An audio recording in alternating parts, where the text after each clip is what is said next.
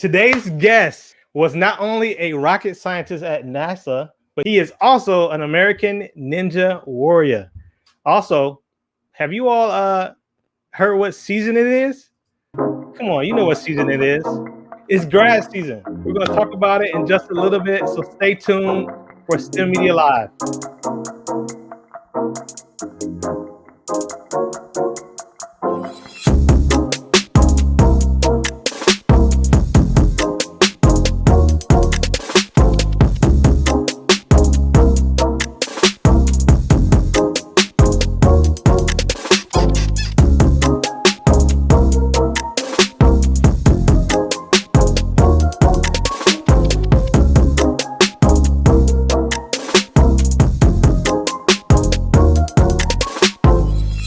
What's going on, fam?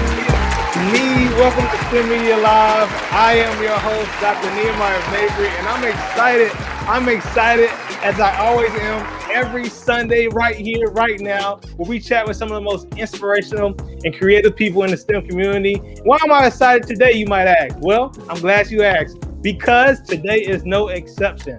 That's right. I have with me another incredible individual that's doing amazing things as a science communicator, as an author, as a speaker, as a person who's just enthusiastic about space. We're going to get into his story and introduce him to y'all in just a little bit. But first,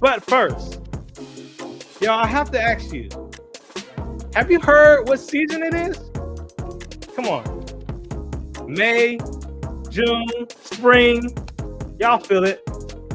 It is grad season. And we're going to talk about it right now in our segment. Did y'all hear that?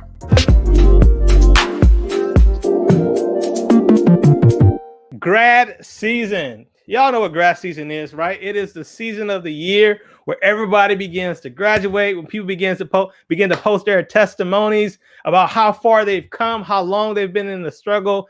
And you all, for those who have been in school, for those who've been in college, you know that this time of year just represents so much excitement, so much joy as we head to our commencements. And here's the thing that I think about commencements that is so awesome. You know this, commencement does not mean the end.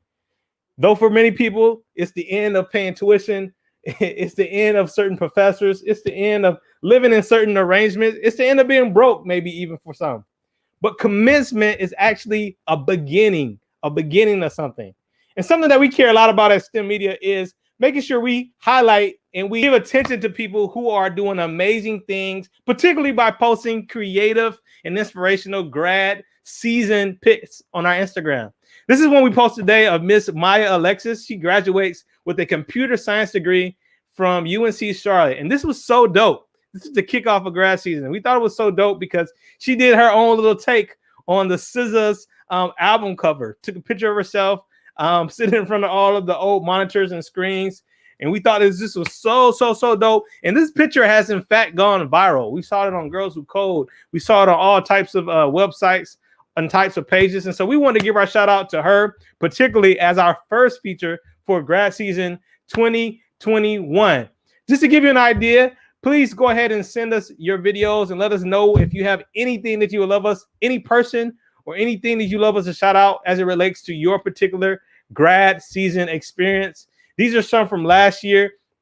Many creative images. We all know how it is. You get your photographer, you go to your favorite place on campus, or you get some sort of creative idea. We love this. And so I just want to make sure that we kick off this episode by reminding you how proud we are of all of our 2021 STEM graduates, all of our graduates, period, because you have done so much hard work to get to this point. And like I said before, this is not just the ending of a certain phase or a chapter. This is commencement. This is the beginning. And so grad season is what I want to make sure you all are aware of. And you heard that we are highlighting, we are shouting out people on our Instagram. So let us know who you'd like us to shout out. Shoot us a DM. And that concludes our segment of, did y'all hear that? All right. We are back to our show, and we are about to bring on our guest for the evening. We were able to meet and connect by serving as STEM influencers for a tremendous charity, St. Jude's Hospital And this is just one of those opportunities that we said, man, you know, we got to connect outside of the times when we're together for this particular cause. We got to connect. And so I extended the invitation, and he so graciously agreed to come on STEMedia Live. And so without further ado, let me introduce you to Kevin J Debruin. He is a former NASA rocket scientist, host, TEDx speaker, author, and he educates about space at events around the globe.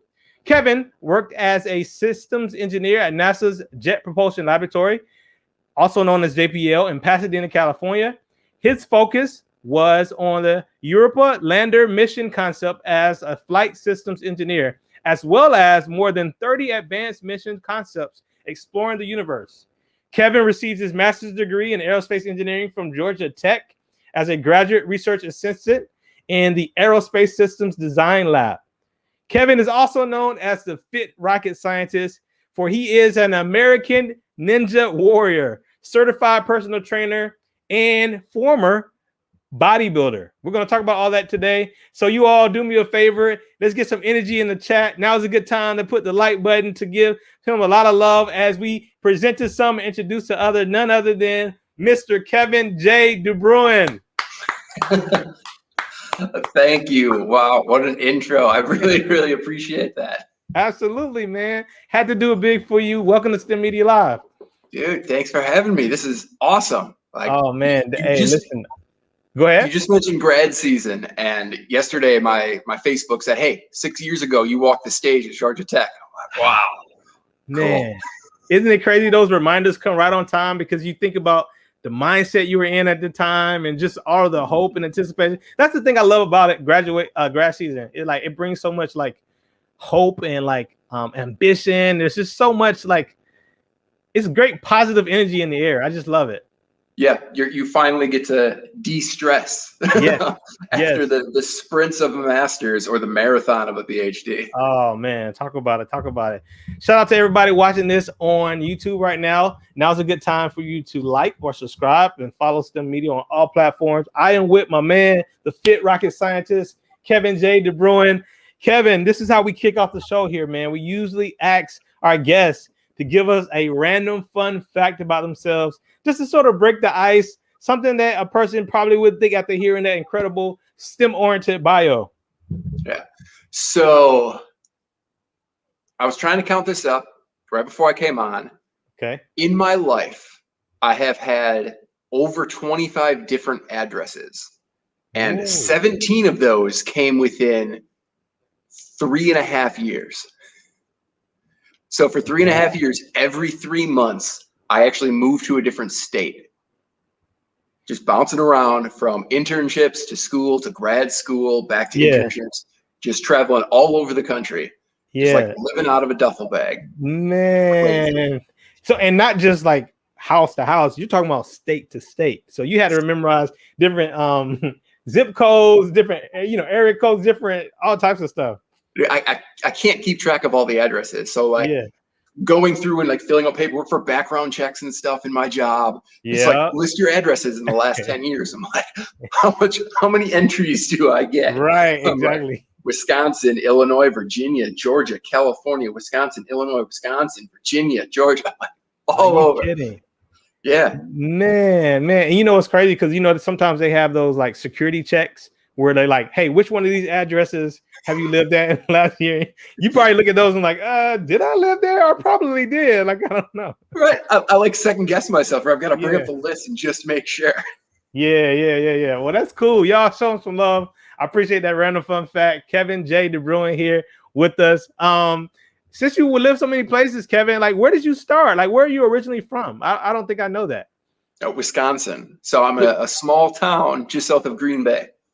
Green Bay. So are you a Packers fan? Grew up a Packers fan? I grew up a Packers fan. I say, like, if you cut me, I still bleed green and gold. However, in the last 5 years, I've kind of fallen out of like following them hardcore. In grad school, in Atlanta, I went to the Packers bar, had my Aaron Rodgers jersey on. Yeah. Cheering, going crazy. Yeah. Moved up to LA. I was like that for like the first 6 months, and then like work and SciComm took over, and sports kind of took a backseat. Oh man, they'll do that to you. They'll do that to you for sure, for sure. But you still got the green and gold. You got the cheese head somewhere in the closet. Back in Wisconsin, yeah, but not out here. All right, cool, man, cool. And Well, I nice, do man. I do try and keep up. I know all the drama that's going on with Aaron Rodgers right now. Uh-huh. It's not good. Yeah. Might have to burn my jersey. I don't know. I know. That's what they do these days, right? Whenever things fall out, you got to go all out. Man, Wisconsin, outside of Green Bay. Green Bay itself is a small town that I found out. My town is called Kaukauna, which you actually may have heard of it. If you go to your local grocer, okay, and go to the specialty cheese section, of course, cheese coming from Wisconsin, Kaukauna cheese. It's in these little fine cheese, little pints, and it's spreadable cheese you put on crackers. People look at it, and it's spelled Kaukauna. It's like Kaukauna. They think it's from Hawaii, but it's Wisconsin cheese. I go down the street in LA here to Ralph's, and they have my hometown cheese. Oh man. Everywhere yo, they got our hometown cheese. Yo, look at I live here. I'm from here. That's cool, man. Is it any good though? I'm just. Oh, it's the best. Is it best? Okay, all right, yes. Cool. It's the best. Y'all check it out. This is Kevin J Debruin from Wisconsin, Kaukauna, Wisconsin. He is a former rocket scientist. You told me that your story. Well, you didn't tell me, but in my just kind of looking over your story. 10 years old, you saw the movie October Sky. That one actually right there. And then I got the DVD underneath it. I got as a Christmas present to, upgrade the technology. But that's the VHS. That's where it all started. Oh, man. That is crazy. That is right there. So talk about that a little bit. Yeah. So for those who don't know what the movie's about, it's based on a true story about this boy in Colwood, West Virginia, who sees Sputnik, the first satellite in space, go across the night sky, right? And he just gets super inspired, starts building rockets, blows up his mom's fence while he's trying to build rockets. Yeah. And he eventually wins a science fair with his friends, gets a college scholarship, and then goes on to train astronauts at NASA. And I saw this at 10 years old, sitting cross-legged in my living room. I still remember the feel of the carpet underneath me, just looking up at this movie. And it was that moment at 10 years old that I knew that I wanted to design spaceships for NASA at that point. And it's I made that dream come true. It was a much longer journey than you might think, but that's where it all started, was watching that simple movie. And it means so much to me. Obviously, I still have it here in my office. Yeah. When I interviewed with NASA, I was carrying a backpack, and that VHS was in the backpack the whole time. Wow. Yeah. Wow. I'm bringing this with me. It's like a memento. It's symbolic now for you. You look back at that and you just remember that spark. Mm-hmm. You saw the movie Soul? It just won an Oscar. Not yet. Not yet. I was going to watch it a month ago, but the person I was with is I don't want to watch a sad movie. It's actually not sad at all. It's actually pretty inspiring. And it's all about finding that spark. And I feel like for you, that's where you found your spark, watching October Sky. And, you actually did live that dream, but it wasn't without your own struggles. It wasn't without your own struggles. And take us through that a little bit, because I know you graduated. You actually gave graduated high school, but you actually gave a commencement speech at your high school a couple of years ago, right? Yeah, for my 10-year anniversary. So I went back. Crazy. Kaukauna High School? Kaukauna High? Kaukauna High, yeah. Boom, boom, boom. So you graduated from Kaukauna High, and you went where? I went to the University of Wisconsin Platteville, which is a small agricultural school in southwest Wisconsin. So a lot of people have heard of UW-Madison, the Badgers, right, in the Big Ten. So University of Wisconsin-Madison is just one city. It's the whole University of Wisconsin system. Right. So we're Platteville, we're Division III, and it's really focused on agriculture, but the engineering is spot on. So I went and I got a bachelor's in mechanical engineering and a minor in business administration there. Got you. And you that was sort of home, staying close to home, right? It wasn't that too far from your home? It was about 3 hours, but it was close to home for me, right? As I was looking for undergrad colleges, I did want to work at NASA at some point. So I'm which colleges are linked to NASA? And, I'm finding stuff in California, Florida, Georgia, Texas, Arizona. And I'm I really haven't gone away from home that much. I don't know if I want to go that far. Yeah, yeah, yeah. Right. So like Arizona was the college that I wanted to go to, but I chose not to because I didn't want to be that far away from home. So I went to Platteville, just a 3.5 hour drive, and ended up rooming with my best friend from high school. We both went there. I did mechanical engineering. He did civil engineering. I was actually just hanging out with him last night on Zoom, but like 2 weeks ago in person. So it was nice. But yeah, close to home. Did the But not. It was close enough to not too home where close. you felt comfortable enough. Wasn't too close, but it wasn't California, like you said. Those schools. It wasn't Arizona. It wasn't. It wasn't No, that. Yeah, no, yeah.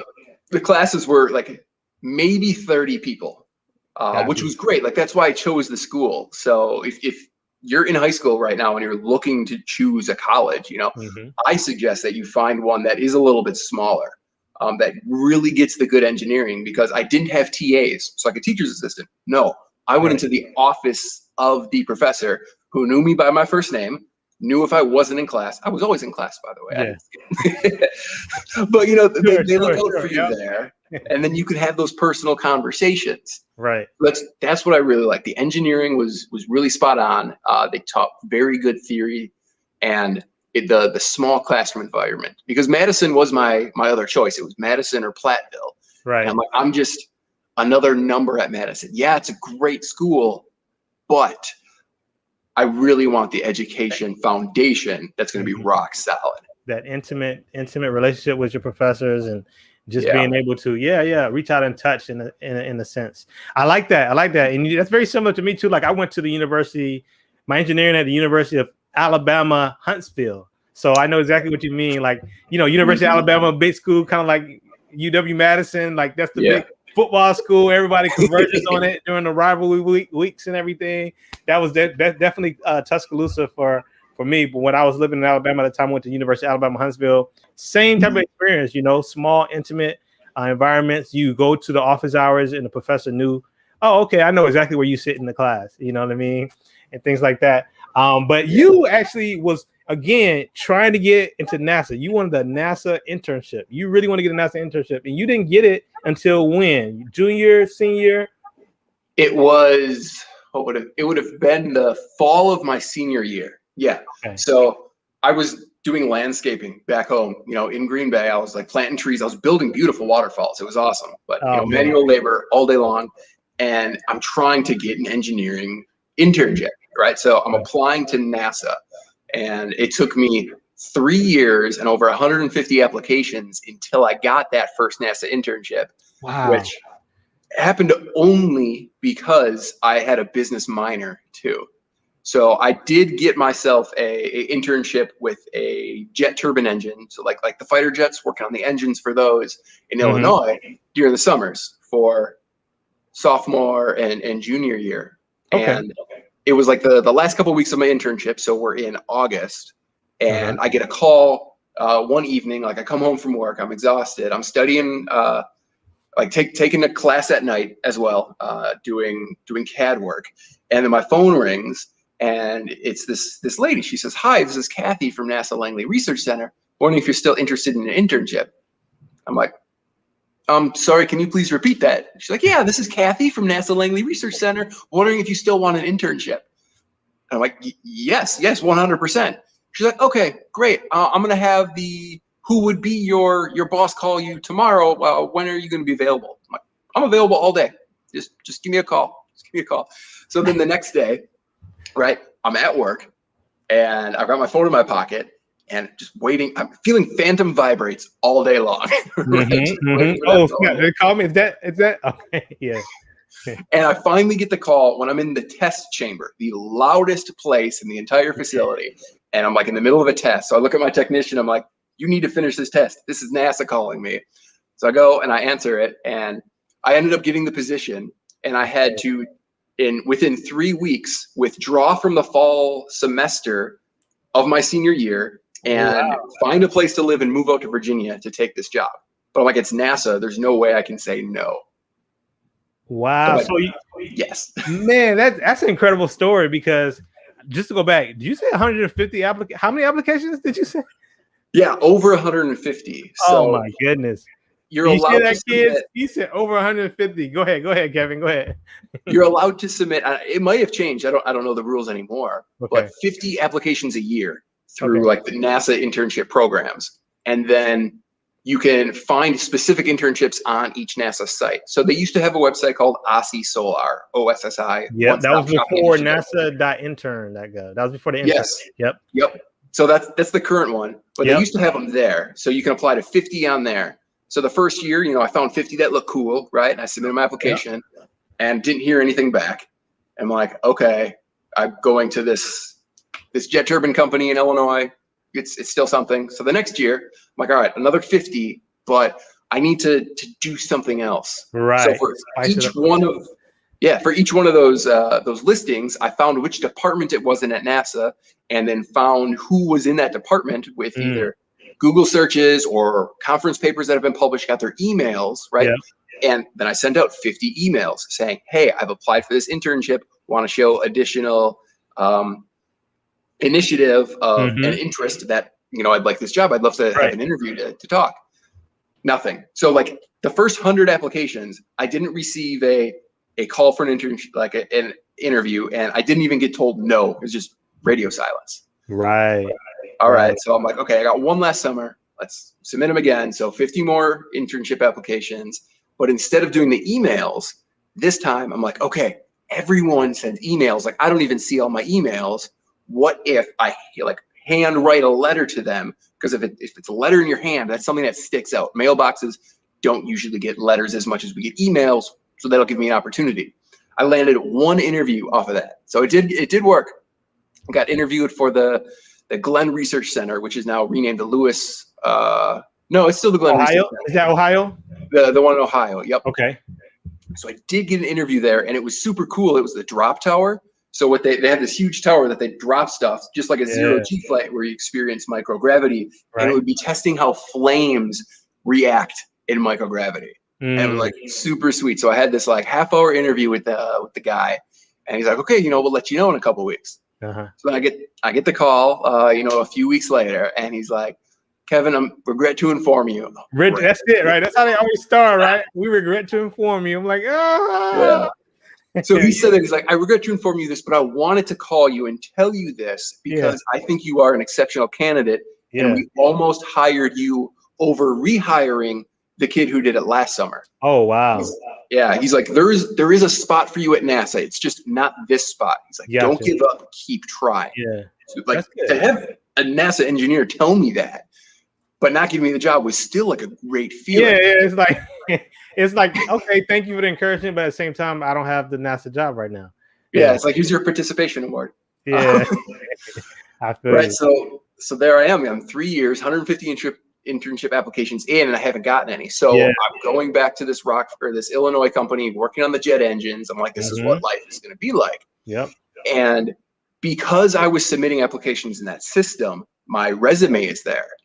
And they were looking for somebody with a business degree for an internship. Wow. And my application came up because I have a business minor with an engineering major. So they had my application next to all these other business ones, like, oh, he's business and engineering. It's like, this is perfect for us. You had the resume SEO, you had the resume search engine optimization keyword in there. Yeah, exactly. That's how I got it. It was more of a business, a business aspect, working with the civil engineer. So they wanted the business side of things, but having the engineering know-how helped advance the business side more because like I knew what was going on. Right. And I was like about to give up. Like I said, like it was the last summer. I didn't get the summer one. I'm working at this, and then I graduate in it's 9 months from now because it's August at the end of the summer. Like, all right, I'm going to be working on planes in Illinois, but it's not a bad gig. I feel you because it almost feels like during your student years, you sort of have a little bit easier attempt to get your foot in the door because you're a student, they're giving these opportunities. It's not like they give you a full-on career where they got to give you retirement benefits or anything like that. But I can imagine at that point for you, you're like you said, man, I guess I'm be working on these jet engines, which is kind of cool, but not necessarily what I was trying to do. Yeah, Yeah. exactly. Like you said it, if I'm going to try to apply for a full-time NASA position with no internships and a degree from a Division III school that no one's ever heard of, don't have my foot in the door at all. Yeah. It's a tall order, and I wasn't even up to the task. I wasn't even going to apply for a full-time NASA position. Right. I was just like, this is my life. Yeah. And then I got the magical phone call that had me fly out, and you went straight to the league. You dropped out of school and went straight to the league, man. Basically. Right. I had to go back to school though, you know, so they took me to the league, and then they're like, hold on. You got okay. finished. You need a little more work. There you go. There you go, man. Yo, this is Kevin J Debruin. You mind sharing what's a J? I'm just curious. James. Are you serious? That's my middle name too. Yeah. Hey, shout out to all the James middle names out there. We got two right here on the line. One of the best probably the best middle name you could have, right, Kevin? Oh, I completely agree. It was almost my first name. It was so close. So man, wow. Yeah, I don't know if it's on my first name, but that's I love it. I love it. Kevin J James. That's it. Same as me. Y'all, this is the fit rocket scientist. We're gonna get to the fit part in just a little bit. He also, as he just shared with you, had this dream since he was a kid to work for NASA. He tried over 150 times to get picked up. He got a call, and right as he was starting his senior year, dropped out, withdrew. So you went down to Virginia, worked there, came back to school. Here's the thing that I thought was interesting, though, because you talked about it earlier, how you were trying to see what schools are connected to NASA, what can kind of give you opportunity. Using, again, the basketball analogy. You was like, all right, what D1 can I go to try to get picked up? And you decided for your master's degree that you wanted to go to the Georgia Tech. Did Georgia Tech accept you when you applied? They said, oh, come on in, Kevin. Yeah, we were waiting on you. NASA, this looks good. That's how it went, right?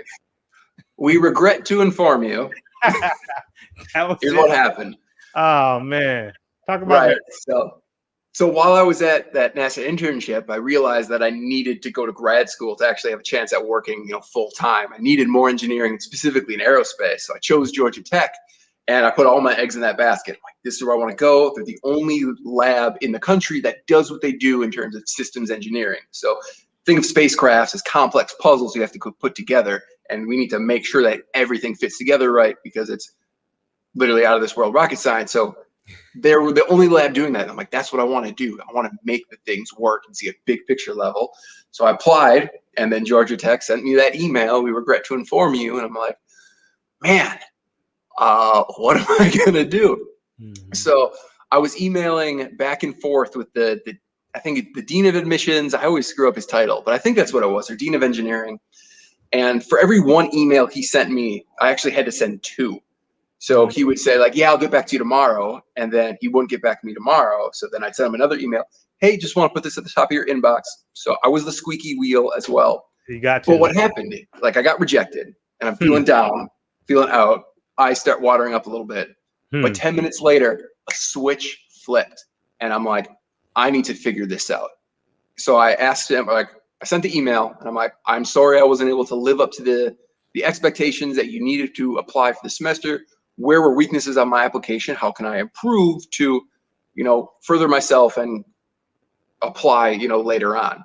So in my head, I'm like, okay, I'm not going to Georgia Tech right now. I'm going to go to like University of Maryland or somewhere else, and then transfer in to graduate from Tech, but I won't start there. So emailing back and forth with this guy, asking questions, saying where I can do better, what do I need to do, and when is the earliest that I can transfer or apply for next semester? Maybe I take a gap year and then just go right into Georgia Tech again. So after about 3 weeks, he called me on a Friday afternoon at work. So we just been emailing, and I always put my number in the bottom of my signature. He called me. He's like, hey, this is Dr. Jeff Jagata. And all right, Kevin, like, we've been emailing for a few weeks now. I hear how passionate you are, and you really want to come to Georgia Tech.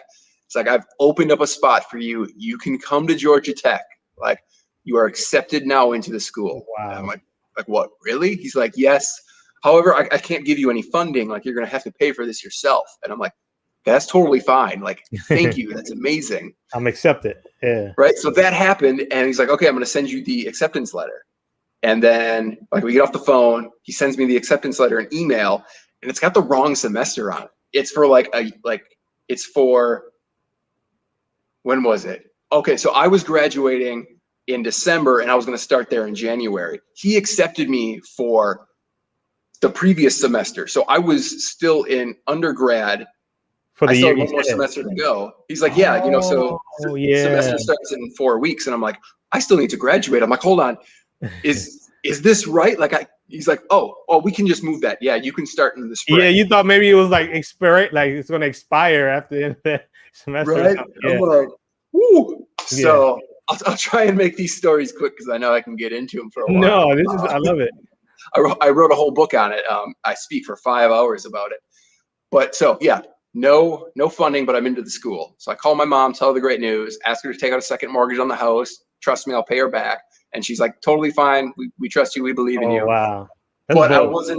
I wasn't like letting that be the answer. Got you. I'm like, it's out of state tuition. Most like I want to say 75% of grad school in STEM doesn't actually pay for it because there's graduate research assistantships, there's teaching assistants and stuff like that. So I'm like, I'm going to reach out to every single aerospace professor. Every single one was full. They're like, I don't have any availabilities, got nothing, no research work, except for one guy. The guy you just showed the picture of, Dr. Dmitry Mavris, called me on a Sunday evening, and yeah, there he is. This is the guy who made the start of the dream happen. He's like, let's have a phone call. So I'm having a 45-minute phone call with this guy, and I'm shaky, I'm nervous. I'm like, and at the end, he's like, I've been having these conversations for a while now, and I can sift out who's BSing me and who's legit. So in my head, I'm like, oh my God, I didn't do it. He thinks I'm BSing him. He's like, but I would like to offer you a graduate research assistantship, which pays for all of your tuition, and we're going to give you a job to do research with our department and pay you $26,000 a year. I'm like, the best. Huh? That's the best type of grad school funding. The best. Yeah. Oh my gosh. You're basically getting paid to go to school, and you have funding for your research. And like school is your job at that point. You don't have to stress about how I'm gonna pay for this, pay for that. Like you're straight. And you got that. Was it an internal one? Was it because I know they have some that are external? Because NASA was internal. It was at Georgia Tech though. Okay. Yeah. So my advisor there, Dmitry Mavris, that's his intent. All of his students don't pay for tuition. He's like, I do not want any financial stress for you to occur while you're taking my classes and doing my research. So we're gonna eliminate that so you can be the best student you can be. I love it. So like I found the man. I know, man. Bless his heart. That's how I feel. I was like, man, bless his heart for him to say that, because you know, so often like people get to grad school and like in my case, even like when I started my PhD program, I actually had a graduate research assistantship for 1 year, Kevin. But after that 1 year was over, man, I was hustling, trying to figure out ways to pay for it. And it actually did add on, sort of additional stress. It all worked out though, because that was the same time that STEMedia actually was birthed. So all things work together. But I totally know exactly what you mean. Like to be able to eliminate that off your plate, to have somebody that says, here, I'm going to give you this opportunity. Now just go and be great in the lab. Like bring out some wonderful research from what you're doing. That's just a tremendous, tremendous opportunity. That's awesome. Right. I mean, I was rejected by the school to getting paid to go to school now. I'm like, this is the dream, and I'm not even done yet. That's it. Talk about a swing. Y'all, Kevin J Debruin, we share a middle name. And he has just told us about how he got rejected from Georgia Tech. But then went from getting rejected to getting paid to go to school there. Tremendous opportunity there. You graduated with your master's degree. What was your master's in specifically? Was it mechanical, aerospace? Aerospace, a master's of science in aerospace engineering. Master of Science in Aerospace Engineering. And man, we've been on your story, but you have such a great story. And here's the last thing I really want you to talk about it, because I am aware that you again didn't have the full-time job offer. Like even after kind of having a string of internships, the full-time job offer wasn't just there waiting on you. But you did have sort of a 10-week internship that you decided to leverage into getting your opportunity. Talk about that. Yeah, so I had to play a little game. So I went through 3 rounds of interviews with NASA. The last one being an 8-hour interview out here presenting to a panel, having 2-on-1 interviews, 1-on-1 interviews, just 8 hours of intensity. And then like a couple months later, I get the call of, hey, we didn't think that you were the perfect fit for the job, so we're going to be moving out with someone else. And I'm like, I'm 2 months away from graduation. I did have one other interview, but I didn't really care about it. It was at, I think, Northrop Grumman. And I'm like, okay, what can I do? So I was doing research with them. So I had some research engineers at JPL that I was working for. I'm like, is there anything you can do to like help me out here? Like, anything. I'm struggling. They're like, well, I can hire you as an intern, right? But you'd have to be a continuing student. So I had to work out saying that I was graduating with my master's and returning for a PhD in the fall to be able to be qualified for the internship program. My advisor was on board, but he's like, but there's not a spot for you. Like, I'll say this is happening, but I'm sorry if you don't make it work. You got to figure something out. Gotcha. So I got there, and I got 10 weeks to prove myself. First 5 weeks, I grinded, making good impressions, seeing the work ethic. And then the last 5 weeks, I figured out who could hire, who had the ability to hire in the work structure of NASA, started knocking on doors, and set up more than 30 interviews for myself in that time with multiple different departments, just trying to find a way in. And on the last day of my internship, my boss at that time came to me and said, hey, why don't you just relax and go have some time with your family?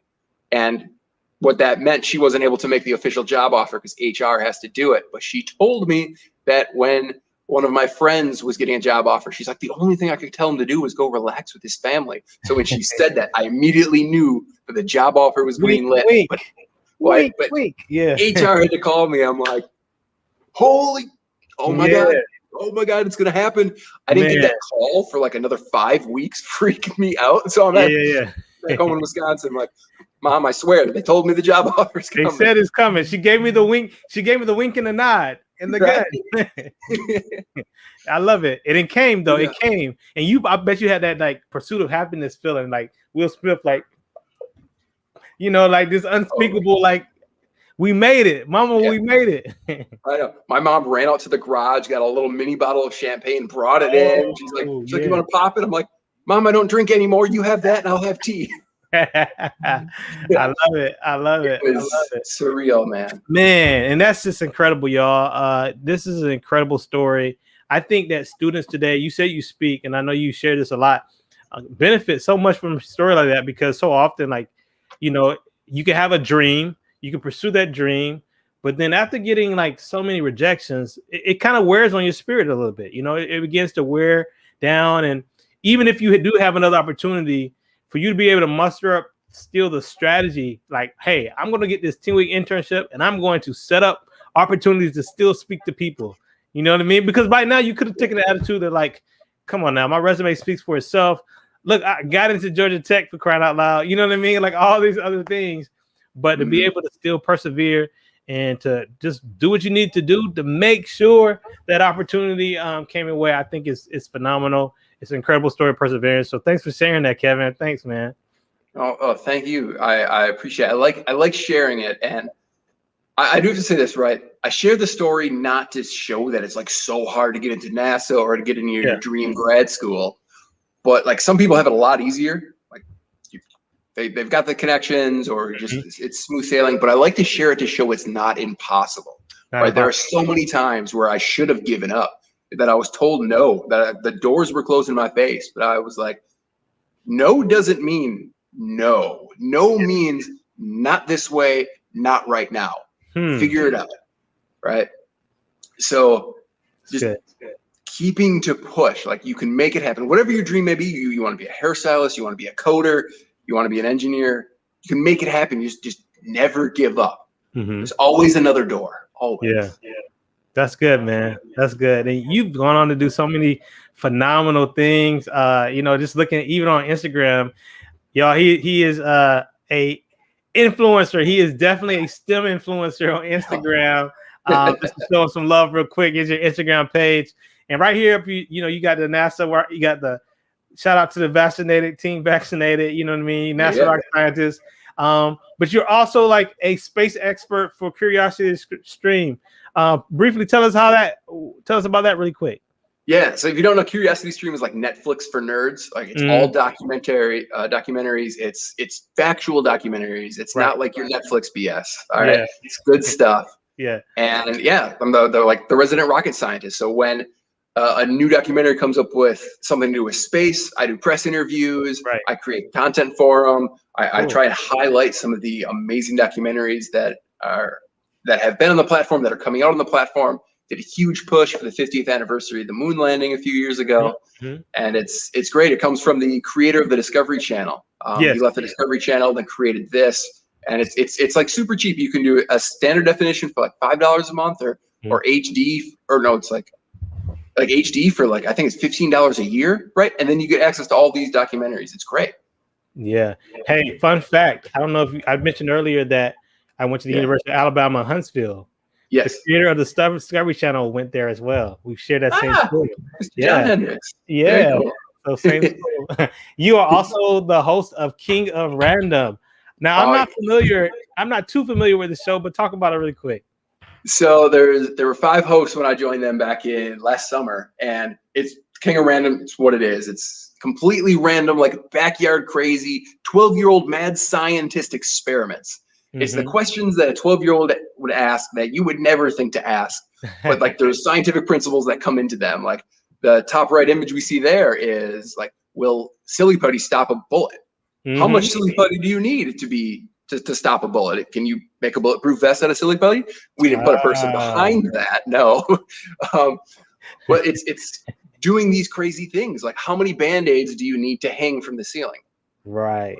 Why would you ask that? But you got to think about all of these properties that go into it. And then, we're just doing crazy random experiments. Sort of in the vein of a Mythbusters kind of vibe. Yeah. I was doing a radio interview and they called it like Mythbusters on acid. I was like, I don't think we should promote it as that. I know, right? Like, I don't know. Is that a compliment or like, I don't know. I got it. No, that's pretty cool, man. And then, of course, going back to your bio, there is the American Ninja Warrior. We're talking about, y'all. This is the fit rocket scientist. He has the T-shirts. There it is. That's the pose. The fit rocket scientist, man. You're not just behind the desk, calculating numbers. You are you're a former bodybuilder, personal trainer. How did you get into fitness? Tell us a little bit about your fitness background before we get more into the American Ninja Warrior experience. Yeah, for fitness, I, like most kids, the parents put me into a bunch of sports when I was younger. Like they made me do soccer and basketball and baseball. And I really liked baseball, threw my arm out as a catcher and a pitcher. And then I needed a sport where I wasn't really using my upper body, went to soccer. And then when I picked my college, Platteville, I picked it for engineering, not for sports. Didn't make the soccer team. So I needed to find a fitness outlet. And that turned out to be the gym. So I studied and lifted weights at the gym, and that turned me into a bodybuilder because I was just looking to fill that fitness hole of a high school sports team. That turned to be weights. So once I graduated and I was working at NASA, I did bodybuilding competitions. I went to Muscle Beach. I got spray tanned up, and I did not wear like the bikini bottom, the little thing. No, I did the board. You didn't go that far. Right? Swimming suit. You didn't do the Speedo? You didn't do the Speedo. No Speedo. We did the men's physique competition is what it was called. So I go out there, I do my poses. Yeah. It's mostly like a model thing instead of like, you don't do flexes like this or any of those. You just like, look at me, I'm pretty. At what point does a person go from, I'm just a person who likes to work out and lift weights, to a bodybuilder? Like, I'm always curious about it. Like, at what point do you get to say, oh, I'm actually a bodybuilder? Like, I'd say the intent of literally building the body. So there are certain exercises, right? Certain emphasis. The way you lift changes based upon what you're doing. If you just like to lift weights, are you going for numbers? Like, look, this is my new PR on squat, or this is how much I can bench. I didn't care about those numbers. Yeah, some of them were really high, but I'm like, I'm squatting. I want to do 20 reps, where power lifters are like, 5 reps is a lot, and I'm pumping out sets of 20. So it's a different style of lifting to focus on different angles, what you want to do, what you want to make pop. You want to get the muscle bellies big and like the connecting down to skinnier to get those proportions that look like, hourglass here, hourglass there. Sounds like research. Sounds like yeah, I mean it's graduate school. It's like bodybuilding is graduate school, and not just like to lift weights. It's because like undergrad. Yeah, I mean there's a whole science that goes into it, right? Of building the body in a specific way, and then you really need to be concerned about symmetry. The best bodybuilders are symmetric, and that's identifying muscle imbalances. So like when you're lifting, like you might be able to lift the same amount, and I've actually fallen into muscle imbalances since getting out of that and doing like sports like Ninja Warrior. Is that my left bicep is now much bigger than my right bicep, and my right calf is bigger than my left calf. Just based upon what my strengths are for now functional stuff, rather than trying to be a mirrored Greek specimen. The body of a god. I got you. Well, hey, you mentioned the American Ninja Warrior, and that's what we're going to do in our segment that we call School Me. School Me. School Me. All right, here it is. This is a video of your time on American Ninja Warrior, and I'm just going to pause this right here. First of all, I just love that pause, that pose. It's perfect. Your T-shirt says "Fit Rocket Scientist." How did you get on the show? First of all. Oh, geez. So like what people think happens is like you go to tryouts and you go through the course and then like you qualify. It's nothing like that. You make a 3-minute video and send it to the producers, and then the producers are like, "Oh, you got a good story. Let's put you on TV." So it's a reality TV show more than actually a sports competition. Okay. So I started off. I filmed. I was not on NASA property. I was outside of NASA property. Right. Filming, saying I'm a NASA rocket scientist and bodybuilder turned fitness competitor, or like turned functional athlete. I'm like, I'm getting rid of the bodybuilding days. I'm sick of being an ornament. I want to use my body as a tool. And Ninja Warrior is the challenge that I need to make that happen. Yes. So I submitted my video, and they're like, rocket scientist. Come on out here TV and see what happens. Now, here's what I'm always curious about, and I'm gonna play a little bit of this real quick. They're giving you your intro. They're saying NASA engineer, Pasadena, California. Young boy, man. You were youngin' on this show, man. Yeah, man. Right here, right there. And these is your family right here? Giving you. Yeah. So far left is my mom. Then the young girl is my sister. There's my brother on FaceTime, and then my two aunts on the right. Nice. And then they show, like, I think you had coworkers there too. These are your coworkers? Yeah. So far left, another NASA rocket scientist. Next to him is a physics teacher, a workout friend, and then 4 more rocket scientists on the right. Got you. And so this is at about midnight. So when we film American Ninja Warrior, it's 6 p.m. to 6 a.m. That's why it's always dark under the lights. Makes it look cool. Makes but sense. It's awful for the athletes. That's crazy time. You said 6 a.m. to 6 a.m.? Yeah, 6 p.m. to 6 a.m. So fortunately, I had like the 11:30 run time. So I got to go a little bit earlier, so it wasn't too crazy. But a lot of people are running the course at 2, 3, 4 in the morning. Yeah, man, that's incredible. So speaking of the course, here you are about to go. I'm watching this thing, and as you're hyping yourself up, rubbing your hands together, what's going through your mind right here? Oh, I'm freaking out. I'm super scared. And I'm like, am I going to 1-step these or 3-step? Because there's 2 different ways to do this. You do 1, 2, 3 jump, 1, 2, 3 jump, or just 1, 1, 1. Yeah. And I wasn't confident enough to do that. So I'm like, okay, do 3. And I'm like almost falling off. I'm like, okay, look, first one's done. But like, just, it's super nerve wracking. Like they're chanting Rocket Man, but I didn't hear that. I'm just like, say, like, because they're over there and you're in the middle, your adrenaline's pumping, and you're like I heard nothing. It's like I had headphones on. It's just like focus, and I'm like, don't fall on the first obstacle. Don't fall on the first obstacle. There we go. Hey, real quick though, I always wonder, like, do you ever get to try the course ahead of time? Do they let you like give it a shot? No. Or this is your very first time doing it? First time. You don't know what the obstacles are until you show up there at 6 p.m. and they walk everyone through it and they tell you the rules. You can ask questions. You can't touch a single thing. You touch something, you're disqualified. Wow. Yeah.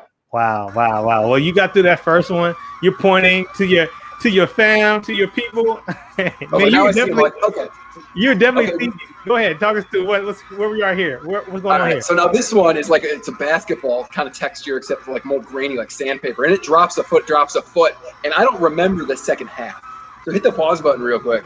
Like, I don't remember, like I remember grabbing it and then I remember going down. I don't remember the drops and I don't remember like hitting the pad. Like somehow I started and then I made it, right? It's not like I got hurt or a concussion or anything. I don't remember it. It's just like with the adrenaline and the focus and just like, I'm like, hold on as tight as I can and don't fall.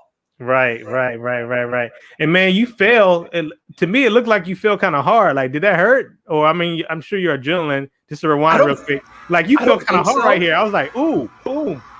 Like there's an additional 6-inch pad there. Additional 6-inch pad. So I hit it hard, but I didn't feel a thing at that moment. I'm super happy that I'm like going to halfway. So this is called the Pokeballs. These first two spin like tires. Yep. All right. And then the last one spins like a trapeze. Yeah. So I look at this and I'm like, wow, I don't know how to swing my body as a rookie. I'm so much better now. Man. But like I made the gap, and you want a dead hang. You don't want to pull your shoulders or at all because you're just taxing your biceps. You want a full extension, and you want to lead with your hips. I wasn't doing that well, so you can see like it's taking me a while to generate the swing, and then I go and I grab it. And you want to grab it like this, and then you're able to extend. So like to cushion yourself. Like if you're catching an egg, you catch it and come down. You want to grab it and cushion as you hit. So I was going to say, when we play this video, you're going to see a look on my face, and it's because my foot touches the dismount platform. Okay. And I hear the crowd make a noise that goes, oh, like, okay. Oh. And let's play it for him. Let's play it for him really quick. Let's play it for him. And you, by the way, like you were swinging like you knew what to do. Like you said how like you're like, oh, I don't know how. Well, it looked like you knew exactly what to do when you got on these things. Like, you know, in this middle one, you're just swinging, like you said, dead hanging instead of punching up. Yeah. So I look at my form and I think it's awful, but my face is about to go right there. I hear it. The crowd says something. So, Man. I already saw it, but I was like, Kevin, you got it. You right there, man. You right there. So what happened? I didn't have the momentum. I was never going to do that. But I heard the crowd go, oh, and I'm like, you know what? I could just walk this off because I'm tall and make it look cool for TV. Yeah. I should have thrown my body. And that's what happened. And what kills me the most is the commentary from Akbar. Yes. The last thing that he said was the rocket scientist should have been smarter. I'm like, I know. I was like, the shade. I was like, ooh, the shade.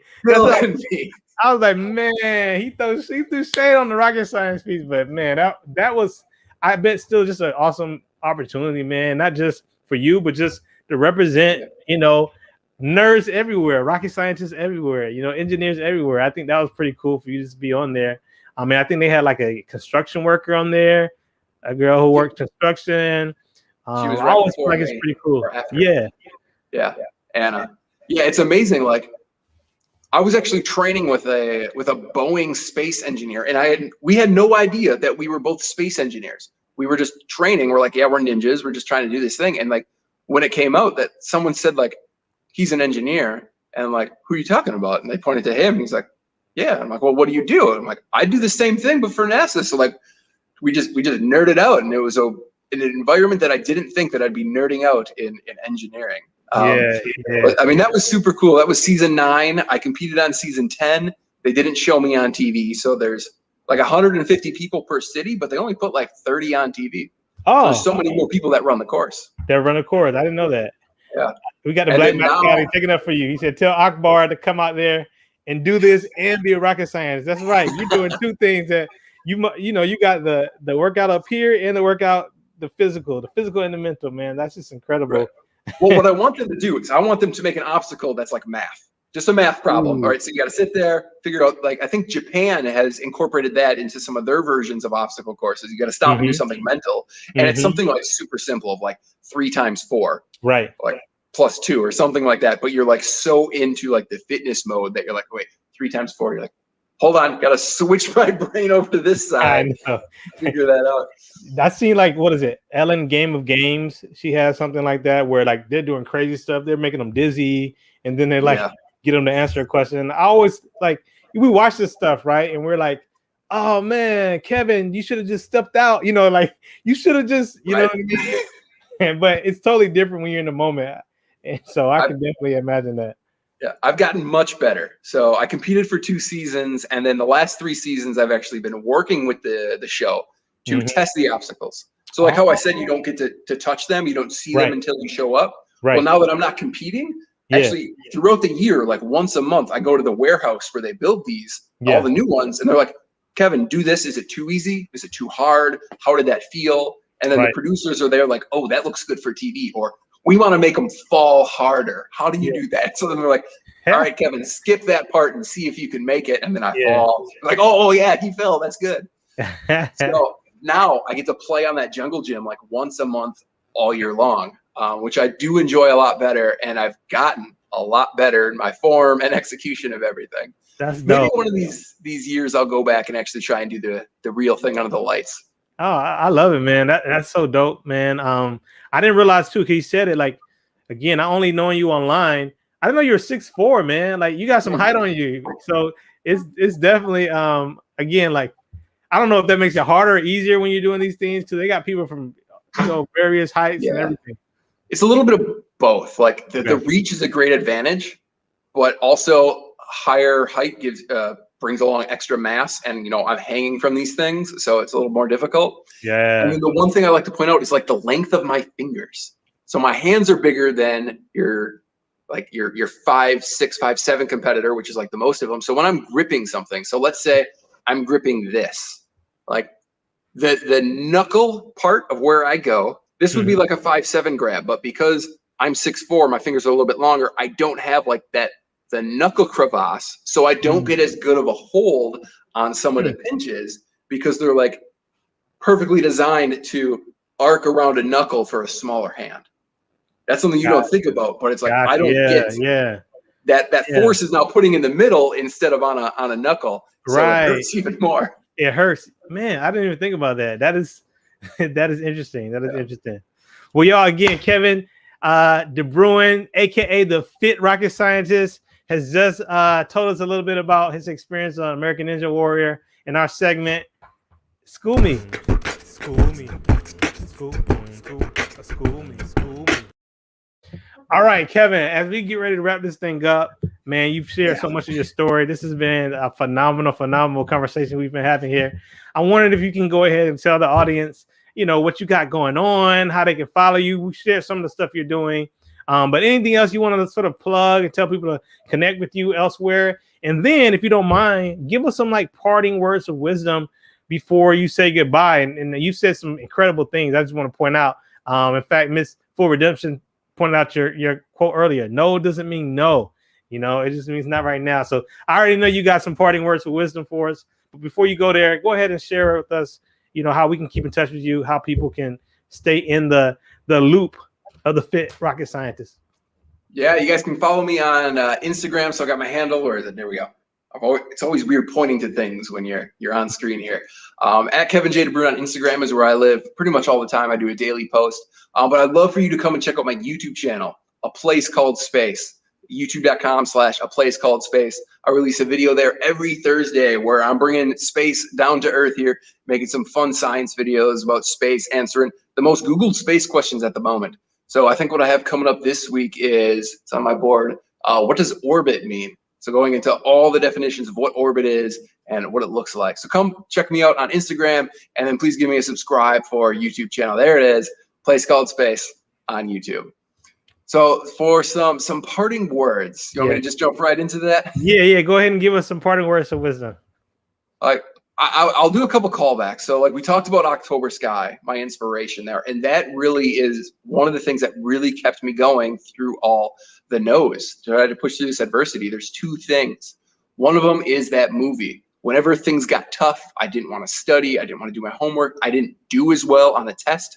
Maybe I got a D or not exactly what I was looking for. Maybe it was a C or a B, but not feeling the greatest. I would rewatch that movie. So that movie has been played well over 20, 30 times in my years going through school. So having that inspiration of why you're doing something to fall back on, whether it's a movie, a book, a defining moment in your life, something that has inspired you, could be looking up and seeing the night sky through a telescope. So if things get hard, go look through that telescope again and remember why. The second one was the support group.